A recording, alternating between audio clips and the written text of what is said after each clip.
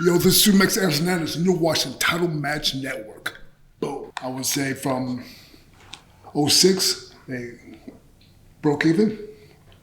'07 made money, '08 made money, '09 made money. We all know what happened after '09. When you're making money, you try to make investments and hope it works. Now, Impact now is a bunch of hungry guys, because I've been on there, I was in there 2020, 2021. It's probably one of the better shows that no one watches, because they're on the Access channel in Canada. Now, if you say Access in America, it sounds like they're on the local PBS Access. It's AXX something, but it sounds like Access like you watch on PBS. So it doesn't sound big league. Just that alone, if they do a name change, maybe that might help. But I mean, everything is way down. Production, budget, everything. So, Spike really, really, really took care of TNA at the time. The bigger stars like Sting and Kurt, they were paying half the salary, helping draw more viewers to the show because, at the time, who's affording Sting without help? Who's affording Kurt Angle without help? And then when you get that, like I said, '06 broke even, '07, '08, '09, run a nice run. Want to have a nice, nice TV tapings. We can go out a little bit every now and then. Pay-per-views were going out a little bit. And we were make sure we stay home at the, on the Universal Studios to keep costs down. It was a great time, man. You look at me, bro, I'm making 90 G's. And that's base. The high of TNA for the LAX. Every kid, white, black, green, was doing this, had an LAX t-shirt. I can look in this camera in the eye, I can look in the eye, I can look God in the eye. My first royalty check for that first quarter was $5,000.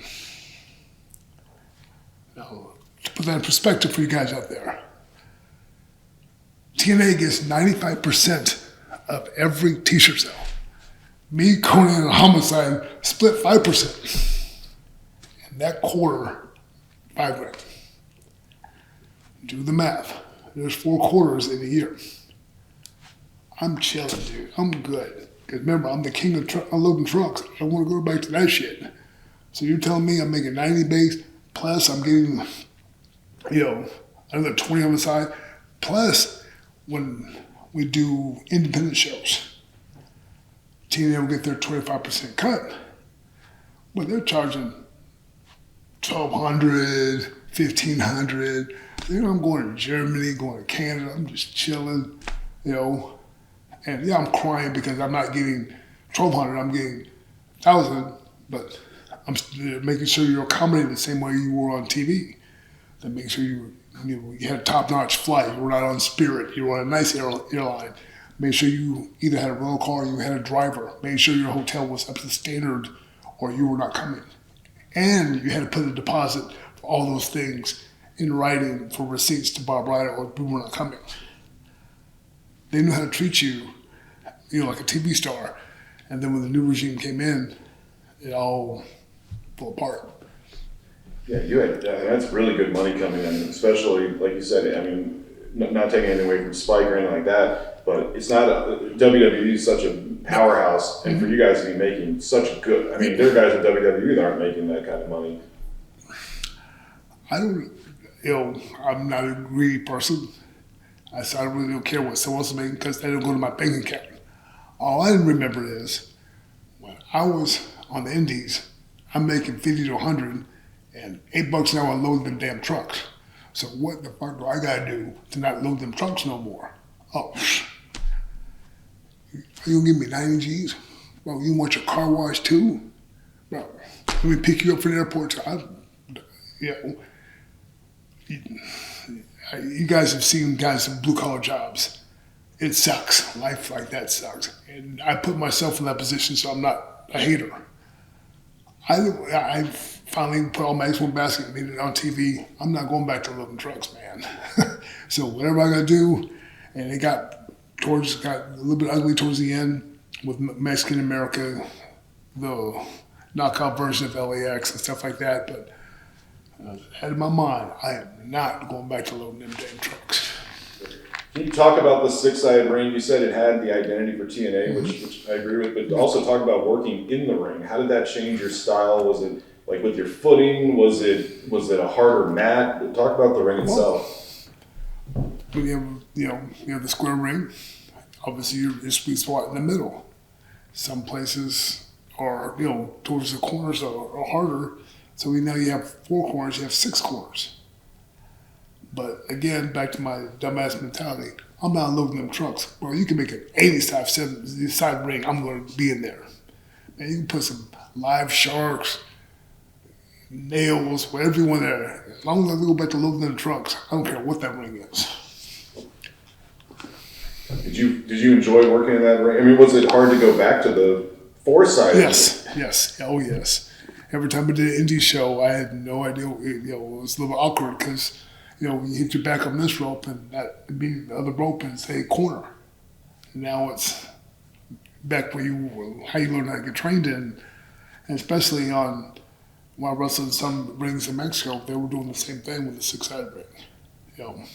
So it can be a difficult transition, especially if you get off a 3 or 4 day TV taping and then you go do some indies the next day. That's rough. Where do you see? Actually, let me ask this because this just happened to Don West. God rest his soul. Yeah. I know you probably have a lot of memories with him. Can you talk about what you remember most fondly about Don West? Man, Don West was the man. I mean, I remember watching him on the Home Shopping Network. When you're a young kid, growing up and you have sleep insomnia and you flipping channels, you go to the Home Shopping Network, you have to buy this baseball card. It's not going to get any cheaper than this. And I was captivated. And, you're flipping through channels, all of a sudden, a 3 a.m. telemarketing show, you're watching the whole thing just because of him. Then he becomes the ring announcer. I mean, the commentator was Mike Tenay. Mike Tenay, beautiful person, great dude, always very respectful of all the talent, and knows his shit. And you put those two dynamics together, between Conan, ripping the crowd and getting people riled up, and then Mike Tenay and Don West putting over the shit I was doing was unbelievable. I mean, I don't know, a lot of people don't know, but the name of the boar tusk came from Don West.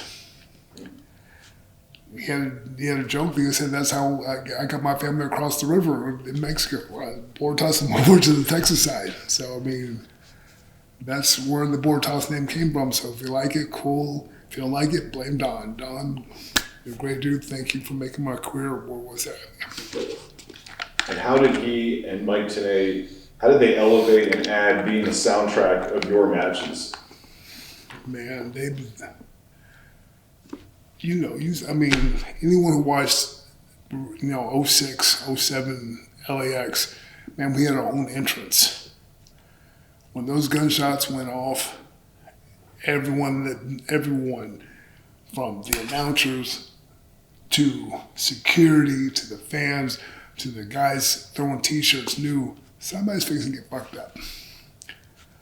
We came out there and, talked to Earl Hebner. Earl Hebner, for the first couple months, thought we were legit shooters to teach certain guys a lesson in the ring. He had because our shit looked so believable. You see these 2 Latino thugs come in there, and we're not, taking people's arms and chain wrestling. No, we're punching someone in the mouth, we're throwing them across the ring, dive on them, and then kill them. And it was a different dynamic, and then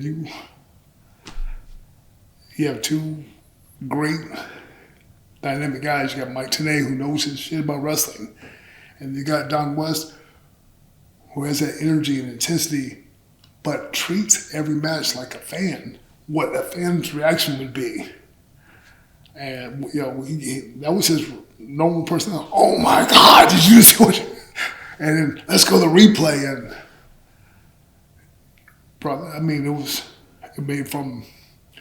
it really gave TNA at the time a different dynamic. Yes, we have great wrestlers, we have great high flyers, we have Kurt Angle, we have, you name it. Then we got these Mexican motherfuckers who come out their own entrance, beating people up, hitting people with chains, hitting people with loaded socks, choking them out and making them bleed and signing contracts with their own blood. It was a huge dynamic, and they knew how to put it over to where it became must watch. Yo, this is Shawn Hernandez. You want to see more? Click that subscribe button right now. To live and die in LAX. TitleMatchNetwork.com